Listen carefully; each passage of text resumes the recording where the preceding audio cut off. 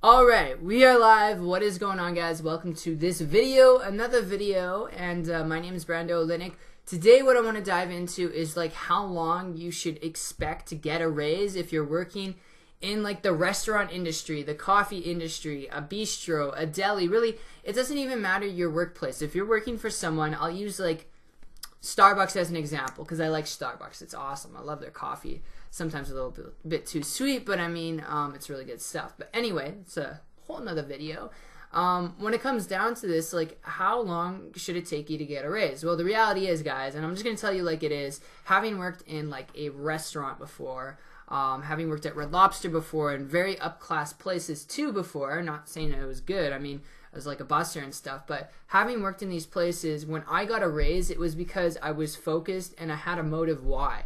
Alright, I was there, and I had a motive and reason to work my ass off and enjoy getting overtime. A lot of people hate when they get overtime. They're like, oh, I gotta stay here over, or when their manager tells them to come in for another day because somebody called in sick, or just to take someone's shift. When you're doing that, which is what I did. When you're doing that, a manager, your boss, will actually see this and acknowledge your hard work. If you do it consistently, alright, for a couple months, and you will get a raise. Without a shadow of a doubt, it will happen. So what's the moral of it? It is producing. It is producing and going overboard than what you're being paid hourly. That is how you get a raise, guys. That is how it works. So if you're putting in the hours, you're doing extra work, okay? If you're asking your manager when things are slow, hey, what can you do to help out? You are going to get a raise. If you're there and you're just there kind of like, I want to get a paycheck and then get the hell out of here, you're not going to get a raise, all right? Or your raise will come, but it'll take such a long time to get there that it's just not even going to be worth it. So you have to have motive and reason, and I want to share this because not a lot of people say it from this viewpoint.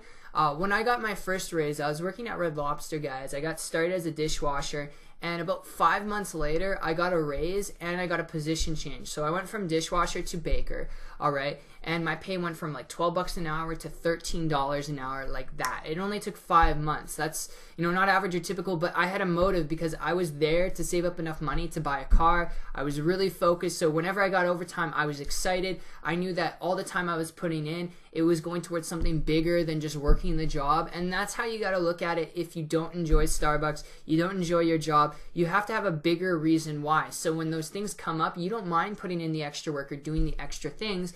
And that's what's going to allow you to get that extra money, okay, by putting in the extra work, by doing the extra stuff, okay? And I hope that makes sense. So it's production. It's just going that little extra step. That's what's going to take you to the next level. So I really hope you guys enjoyed this video. Very short and sweet and simple.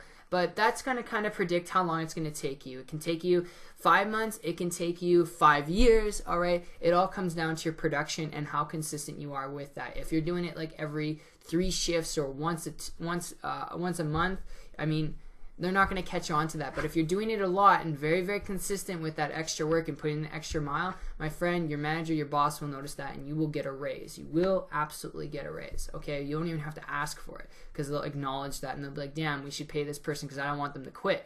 They're worth like 5 people doing this job. So that's it, guys. I hope you liked this video. And one tip I will give you, just a side tip, I mean, the best raise you can give yourself is being yourself, okay? I'll end on that. The best tip you can give yourself is being yourself. That's the highest type of raise. So if you're working at like Starbucks or some other job position somewhere else and you want a raise and you want to be in control of your financial situation, then look at a bigger picture, all right, that can allow you to do more of that and get paid what you're worth. Maybe a career change, all right? That's a possibility. For me in 2014, after I got that raise from Red Lobster, and then after I bought my car, I started looking at business and entrepreneurship because if I could be my own boss, I can make my own money and do what I want to do. And it wasn't until 2014 of April I started really focusing in that, and it took me 5 months after that to create a full-time income business online and actually quit my job. So if I can do it, guys, you can do it too, but that's just a little side tip and nuance to, you know, finances and creating your own raise, if you will, aside from working for someone else, just being your own boss. So I hope you guys like it, and I hope that made sense. And I'm rambling now, but to end out, if you want to find out more about myself, guys, just a little plug. If you want to find out my story and how I was able to actually do that, to be an internet entrepreneur, be my own boss, fire fire my boss and have financial freedom and time freedom, then I'll leave a link below to my website. It'll be in the description below, and you can check that out. I actually share with you exactly how you can do the same. It took me 5 months, so it didn't happen overnight, but if I can do it, anyone can. So other than that, guys, peace out and bye-bye.